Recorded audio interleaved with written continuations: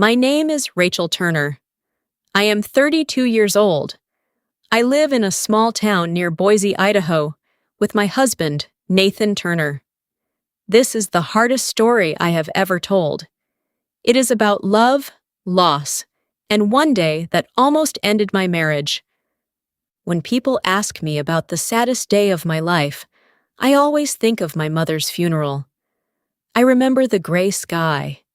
I remember the cold wind. I remember the smell of fresh flowers.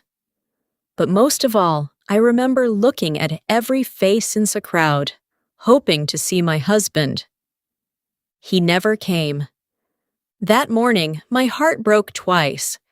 The first time was because I had to say goodbye to my mother. The second time was because the man I trusted most was not standing beside me. My mother, Patricia Hayes, raised me alone after my father died in a construction accident when I was only 8 years old. Life was never easy for us. We lived in a small house with old furniture and a tiny kitchen. But my mother filled that house with love. She worked 2 jobs for many years. During the day, she cleaned offices. At night, she worked at a grocery store. She was always tired, but she still smiled every morning. She often told me, "Rachel, money comes and goes. Kindness stays forever." Those words stayed in my heart as I grew older. When I met Nathan 5 years ago, my mother liked him from the very beginning. "He has gentle eyes," she whispered after their first meeting. She was right. Nathan was quiet, patient, and kind. He never spoke loudly. He never tried to impress people.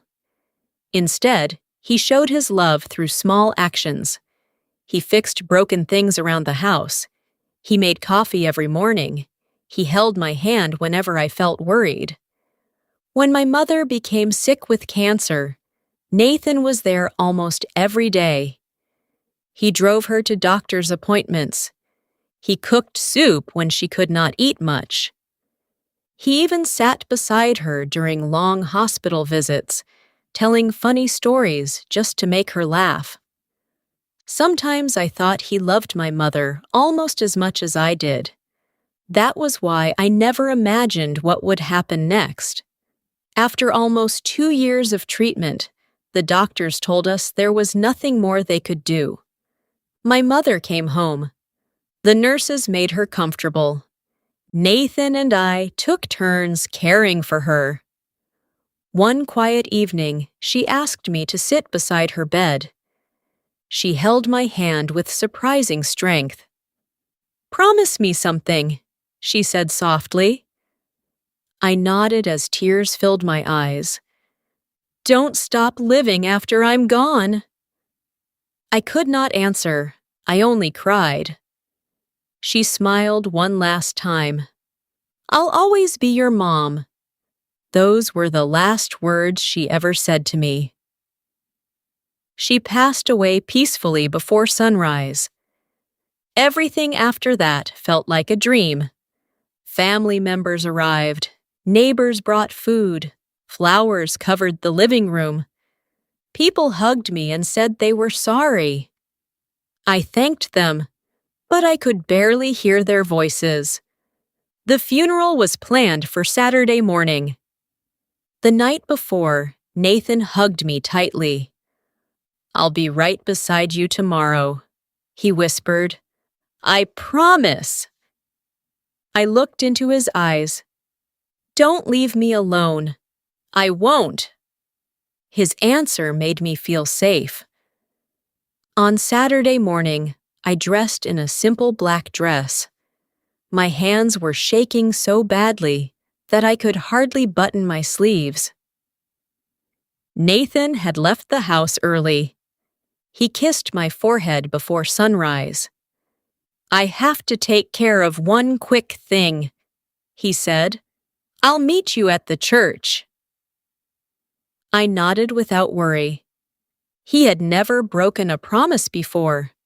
When I arrived at the church, people were already waiting. I looked toward the parking lot. No Nathan. It's still early, I told myself. 5 minutes passed, then 10, then 20. Guests kept arriving. My aunt leaned close and quietly asked, "Where's Nathan?" I forced a weak smile. "He'll be here soon." But even as I spoke those words, fear slowly began to grow inside me. I took out my phone and called him. It went straight to voicemail. I tried again. The same answer. Outside, the church bells began to ring. The funeral director walked toward me with gentle eyes. "It's time," he said quietly. I looked at the front doors one last time. I prayed with all my heart that Nathan would walk through them before they closed, but the doors stayed still. And for the first time since I met him, my husband had broken his promise. The church became very quiet as my mother's funeral began. I sat in the front row with my family. My mother's white roses rested on top of her wooden coffin. I could not stop staring at the empty seat beside me. That seat belonged to Nathan.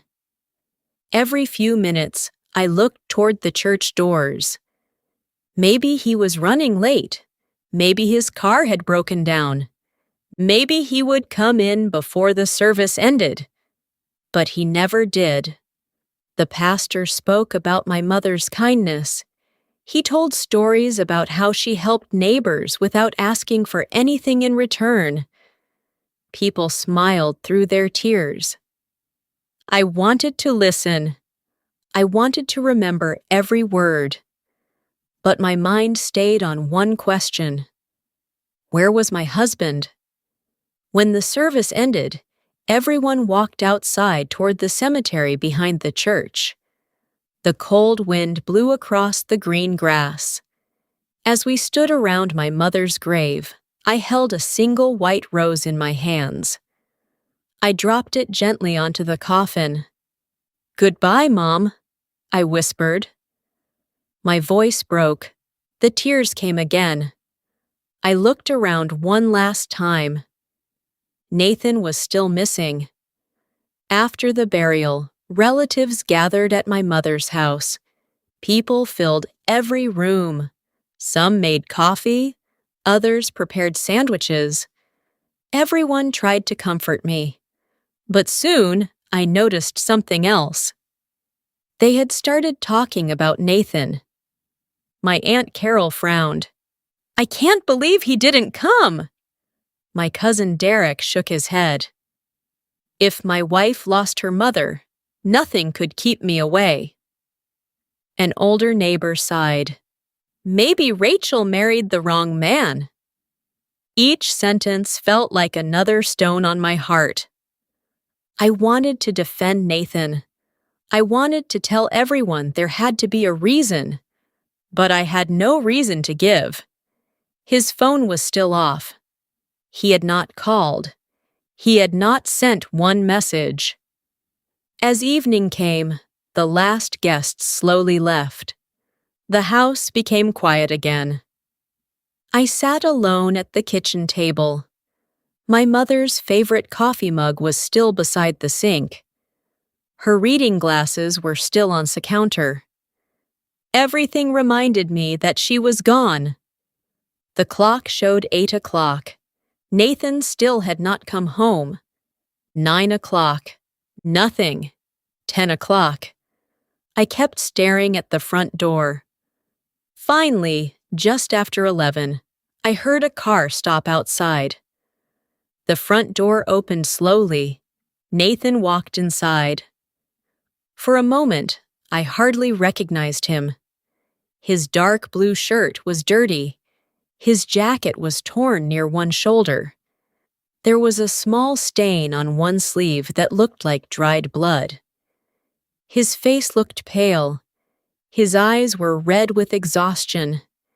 He looked as if he had not slept in days. The moment I saw him, all my sadness turned into anger. I stood up so quickly that my chair fell backward. "You finally came home," I said. Nathan looked at me quietly. "I'm sorry." Only 2 words, nothing more. I could not believe it. "Sorry?" I cried. "My mother was buried today." He lowered his eyes. "I know. You promised me." "I know. I waited for you." "I know." Every answer sounded the same. My hands were shaking. "Where were you?" Nathan stayed silent for several seconds. Then he whispered, "I couldn't make it." I stared at him. "That's your explanation?" He looked like he wanted to say something. His lips moved. Then he stopped. "I couldn't make it," he repeated softly. I felt something break inside me. "No," I said. "You chose not to come." His shoulders dropped. But he still did not argue. He still did not defend himself. He simply stood there, looking at the floor. I wanted him to fight for us. I wanted him to tell me there had been an emergency. I wanted him to explain everything. Instead, he said nothing. The silence hurt more than any words could.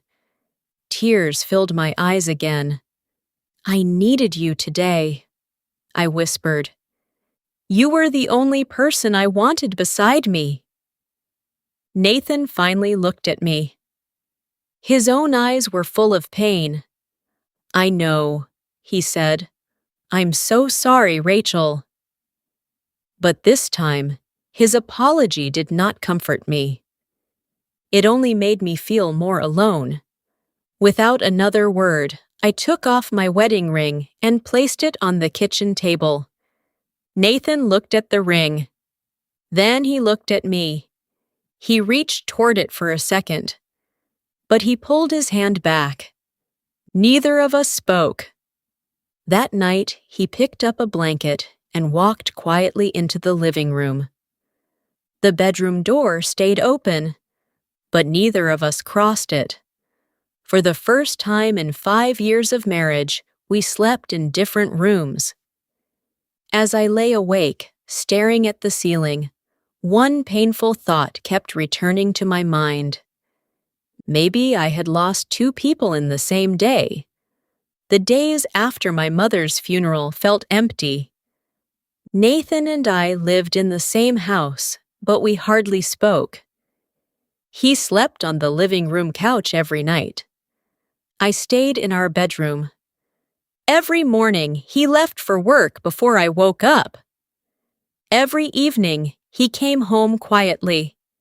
He asked if I had eaten. I answered with 1 or 2 words. Then we went back to silence. Friends and family kept calling me. Most of them said the same thing. "You deserve better." I still can't believe Nathan missed the funeral. Some mistakes cannot be forgiven. At first, I listened. Then I stopped answering my phone. Deep inside, I still wanted an explanation. I wanted Nathan to tell me why. But he never did. One rainy afternoon, I decided to clean the garage. My mother had left several boxes there after she sold her old house. I needed something to keep my mind busy. The garage smelled of dust and old wood. I moved one box after another. Behind an old workbench, I noticed Nathan's black backpack. It looked dirty, as if it had been thrown onto the floor and forgotten. I picked it up. One of the zippers was broken. When I opened it, several things fell onto the concrete floor. A cracked cell phone, a wallet covered with dirt, a small first aid bandage, and a folded white envelope. My name was written across the front. Rachel. My heart started beating faster. I slowly opened the envelope. Inside was a letter written in Nathan's handwriting. My hands shook as I began to read. Rachel, if you are reading this, it means I never found the courage to explain everything. I don't expect you to forgive me. I only want you to know the truth. I took a deep breath and kept reading. On my way to your mother's funeral, I was driving along Highway 55. I planned to arrive early because I knew how much you needed me. Then I saw smoke. A school bus had crashed with a pickup truck. My eyes stopped moving for a moment. I read the sentence again. A school bus. My hands became cold. I continued. People were standing beside the road, but no one was close to the bus. I heard children screaming. I couldn't keep driving. I ran to the bus. One window was broken. Smoke was coming from the engine. I climbed inside. Tears slowly filled my eyes. The next lines became harder to read. Some children were crying. Some were trapped between the seats. I carried one little boy outside. Then I went back inside again. I don't remember how many times I entered that bus. I only remember hearing children call for help. I covered my mouth with one hand. My tears began falling onto the paper. Nathan had not gone somewhere else. He had not forgotten me. He had stopped to save lives. I kept reading. While helping the last little girl, my phone fell onto the road and was crushed by another car. I couldn't call you. My arm was cut by broken glass. The blood on my shirt wasn't mine. I suddenly remembered the stain on his sleeve. I had thought the worst. I had never asked where the blood came from. The letter continued. After the firefighters arrived, the police asked me to stay. I gave my statement for several hours. By the time they finished, your mother's funeral was already over. I wanted to drive to the cemetery anyway, but I knew I was too late. My vision became blurry from tears. There was one final paragraph. Every choice I made that day felt wrong. If I had driven away, I might have reached the funeral, but I would never have forgiven myself if those children had died, because I was afraid of being late. I know I hurt you. That pain will stay with me forever. I am so sorry, Rachel. I never stopped loving you. The letter slipped from my hands. I sank onto the garage floor and cried harder than I had cried at my mother's funeral. A few moments later, I noticed something else inside the backpack. It was a folded newspaper. On the front page was a large photograph. A man was carrying a little girl away from a burning school bus. His face was covered with dirt. His shirt was torn. His arm was bleeding. It was Nathan. Above the picture, the headline read, "Local man helps rescue children after highway bus crash." I stared at the photograph through my tears. For days, I had believed my husband had abandoned me. Now I realized he had been risking his own life to save someone else's child. And for the first time since my mother's funeral, I understood why the pain in Nathan's eyes had looked even deeper than my own. I could not stop crying. The letter was still in my hands. For days, I had believed Nathan had broken his promise. I had let my family blame him. I had taken off my wedding ring. I had pushed him away without knowing the truth. Now I saw everything differently. I looked at the clock. It was almost 5 in the afternoon. Nathan would be leaving work soon. Without thinking, I grabbed my car keys and drove across town. The whole drive, I remembered every moment after my mother's funeral. The blood on his sleeve, his tired face, the sadness in his eyes. His quiet voice when he said, "I'm sorry." He had wanted to tell me. I could see that now. But he had been carrying two heavy burdens at the same time. He was grieving with me, and he was carrying the memory of that terrible accident. When I arrived at the construction company where Nathan worked, several workers were walking toward the parking lot. Then I saw him.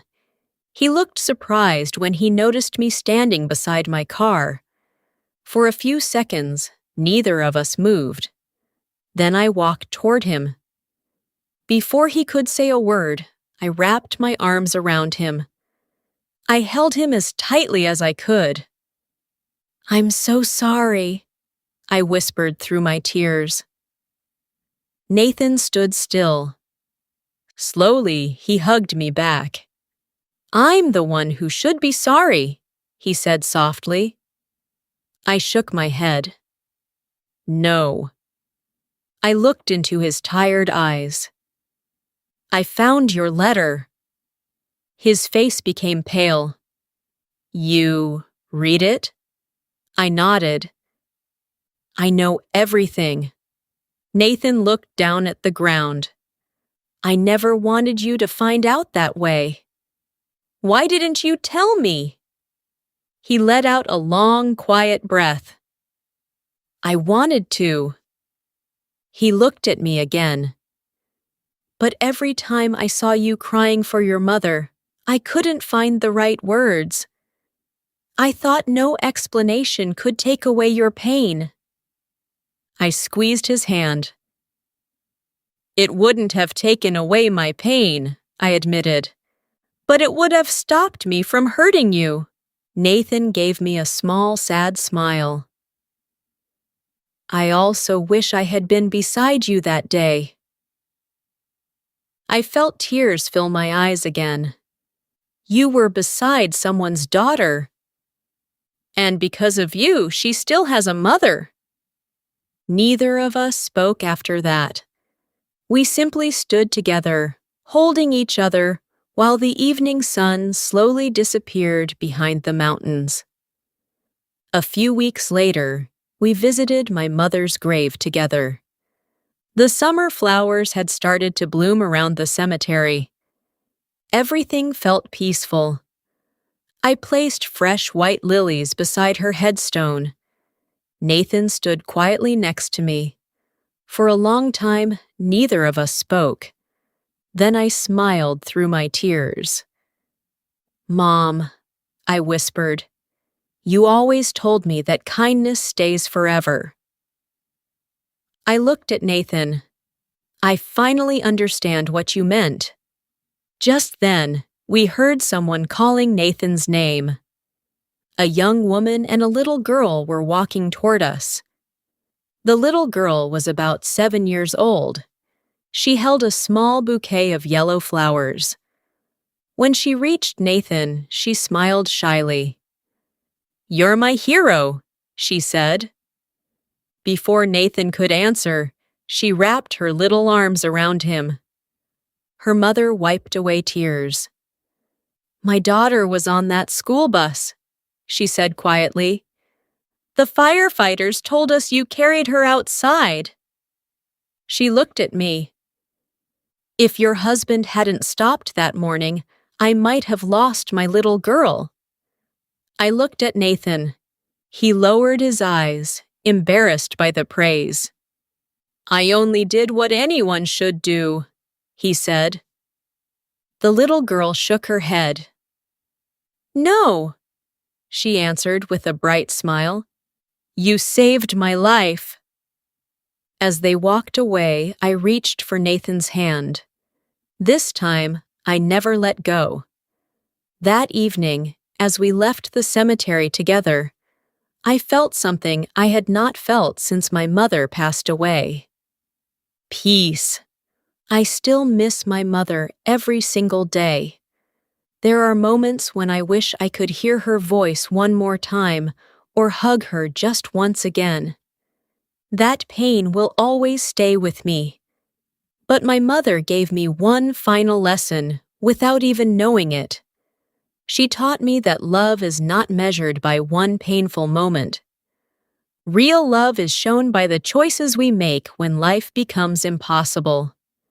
Sometimes the person who seems to disappoint us the most is quietly carrying the greatest burden. If I had refused to listen, I would have lost not only my mother, but also the man who never stopped loving me. Now, whenever I visit my mother's grave, Nathan stands beside me. We hold hands. We leave fresh flowers. And together, we remember the woman who taught us both that kindness, forgiveness, and love are the greatest gifts we can ever give.